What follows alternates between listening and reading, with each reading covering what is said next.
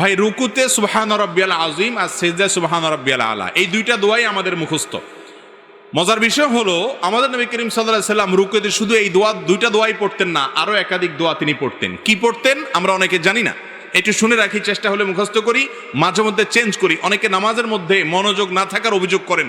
নামাজে মনোযোগ আনার একটা বুদ্ধি হলো রুকু এবং সিজদার তাসবিহগুলা, বৈঠকের যে দোয়াগুলা, দোয়া মাসুরার জায়গাতে, এখানে নবী করিম সাল্লাল্লাহু আলাইহি সাল্লাম থেকে যে বিভিন্ন দোয়া আছে, মাঝে মধ্যে ভিন্ন কোনো দোয়া আপনি পড়ার চেষ্টা করেন, দেখবেন আপনার মনোযোগ আসবে।